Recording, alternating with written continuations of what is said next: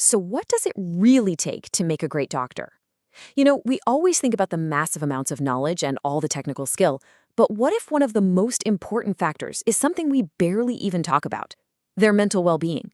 Today, we're going to explore this critical and often hidden link between how medical students are actually feeling and the kind of professionals they're going to become. All right, let's dive right into what the research calls the professionalism paradox. It's this huge gap between the ideal doctor we all have in our heads and the incredibly stressful reality of becoming one. So on one hand, you've got the ideal. Medical professionalism is defined by these core values, right? Things like altruism, accountability, duty, honor. This is the absolute bedrock of the trust between us and our doctors, and it's exactly what medical schools are supposed to be instilling. But then there's the harsh reality. The journey is just grueling. You've got the insane volume of information, constant high-stakes exams, and this super intense culture of competition.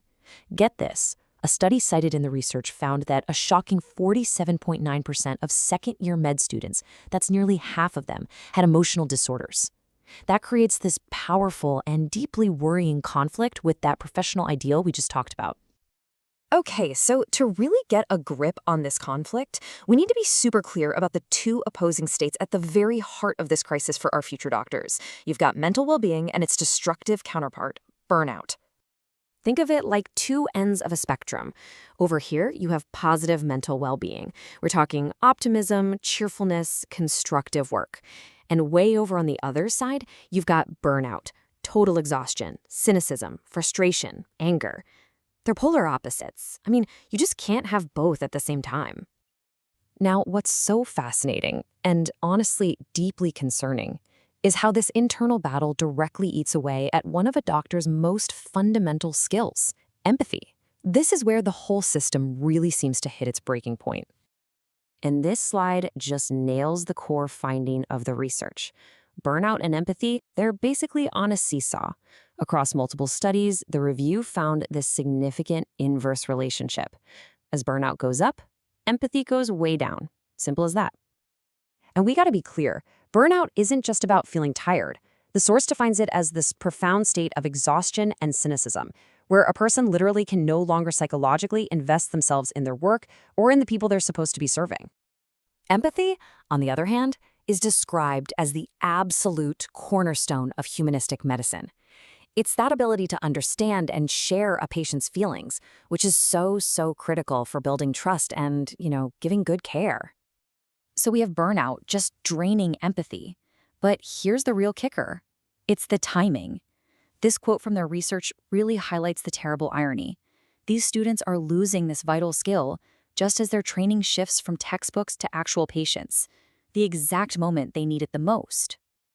So why does all this matter so much? Well, because a student's declining empathy isn't just some internal struggle they're having.